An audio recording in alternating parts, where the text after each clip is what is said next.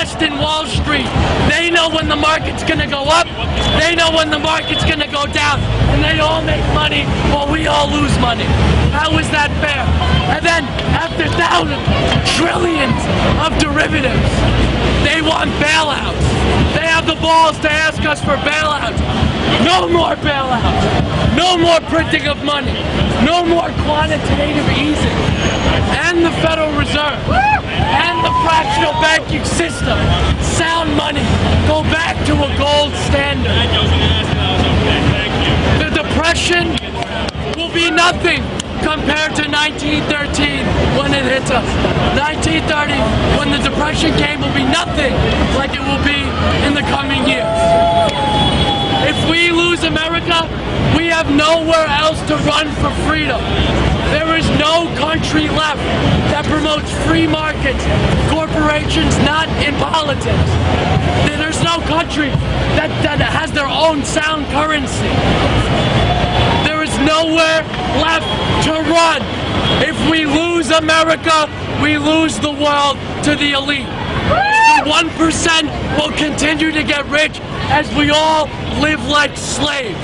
If you think the way of life is bad now, you will all be living in projects like Hoovervilles. We cannot continue to print money. We cannot continue to debase our currency. We need to end the Federal Reserve. We need to get lobbyists, Goldman Sachs, George Soros, Merrill Lynch, everyone out of our politics. Why should they be allowed to throw millions at politicians so they do what we want? They're supposed to be our voice, not their voice. States' rights. When you minimize government, it is easier to control by the people. States' rights.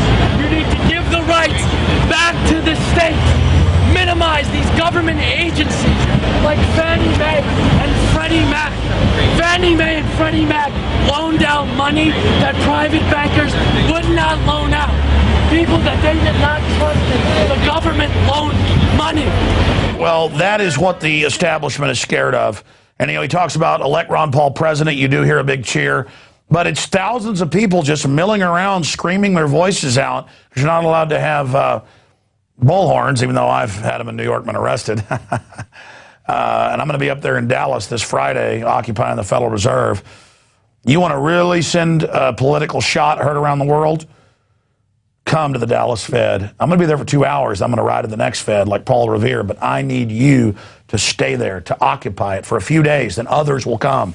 Get the word out, folks. We need your help. This is history happening right now. We're going to go to break and come back with a Nomi Prins interview, and then at the end I'm going to break down really what's coming up with our Occupy the Fed movement. This is so important. And obviously, we'll take this PrisonPlanet.tv live transmission. It's going to re-air, be archived at PrisonPlanet.tv for subscribers. But obviously, we're going to take this and put it on the YouTube channel while we still have it. Behind the scenes, they're trying to take it down right now and threatening us and stuff. And get this video when it's on YouTube and get it out to everybody you know. But that idea, the things that that man was talking about there, that's what scares the system. When you talk about mega corporations teaming up with government. That's what Republicans won't talk about that. Democrats won't talk about that. That's the big dirty secret that's hiding in plain view. But the facts are getting out. We'll be right back.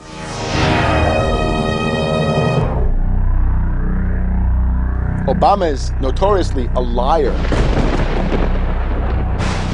We need to go to where the real architecture of government is, and it's not in a president. Wall Street has hijacked Washington in broad daylight.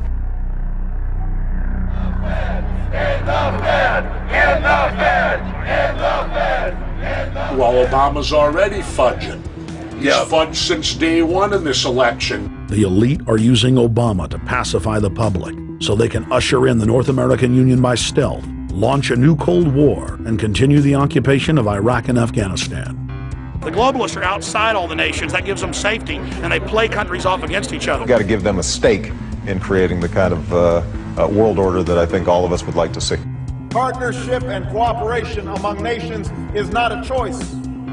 It is the only way What they're doing is using the existence of the United States to act out their Wall Street fantasies of world domination and maintaining their capital structures and maintaining their system of looting. The fight that this country has been waging since its inception is for the central bankers not to take over the country. President Barack Obama is only the tool of a larger agenda. Senator Obama had a desire to do some meetings. Others had a desire to meet with him tonight in a private way, and that's what we're doing. Presidential candidate Barack Obama was publicly criticizing the North American Free Trade Agreement in a bid for votes, but privately telling Canadian officials not to worry about it. If you talk to our generals, they are desperate for is a civilian counterpart to our military force. What do you call this thing where you get this false sense of gratification, but because a black man is in office, everything's gonna be all right? No, everything's not gonna be all right. So I know how unpopular it is to be seen as helping banks right now, especially when everyone is suffering in part from their bad decisions. I promise you, I get it. The Obama deception. The truth strikes back. Get your copy of The Obama Deception today at Infowars.com or download it in super high quality at PRISONPLANET.tv.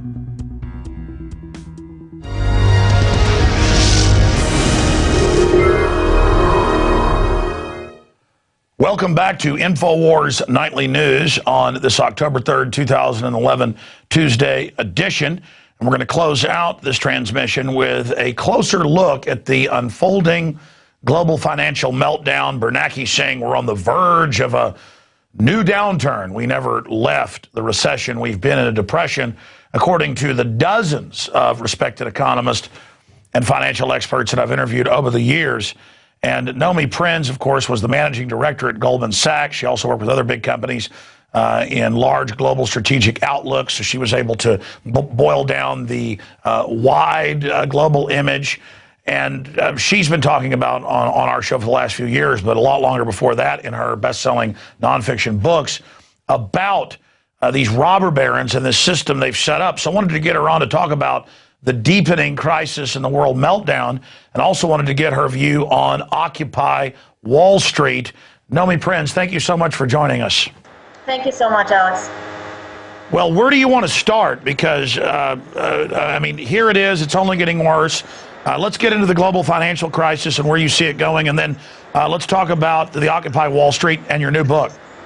Well, first of all, you know, as you just mentioned, and as we've talked about tons of times in the past on your show, and I have in other places, we're not going into a second dip. This is not an additional weakening. This is part of the same unfolding of the depression in which we find ourselves, and it is a second depression. It is for many, many reasons as bad as Great Depression 1. They're slightly altered, but they're very similar in that there was a group of bankers that emanated from Wall Street and diffused into the global economy that basically concocted a pyramid of risk, of speculation, of derivatives, of toxic assets, pick your poison, and proliferated the world with this risk. And when it became known and apparent that what was inside of these assets, these securities that were used also as chips on the betting table to purchase more and to inflate this whole toxic asset bubble globally more, everything fell apart, and it's still falling apart. And what the bankers, what Wall Street have not done and have not been forced to do in all of this,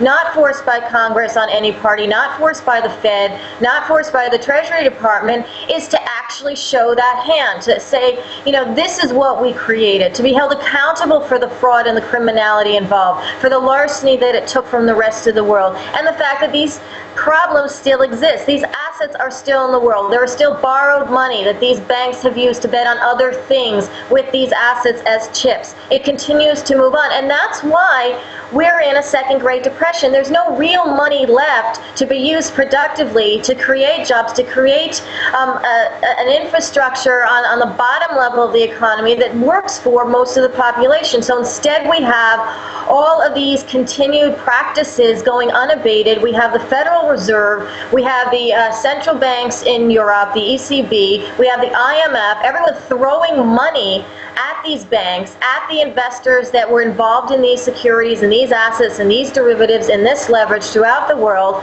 rather than trying to fix the problem, which is closing it down, figuring out where the risk was, getting rid of it, shutting down the institutions that need to be shut down, and not continuing to print money to continue to make this thing work further into the depression. And that just hasn't happened yet. And that's why we are not at a point where we're turning around. We haven't turned around. We're continuing to go into this economic rabbit hole, this dark hole, and it isn't changing yet.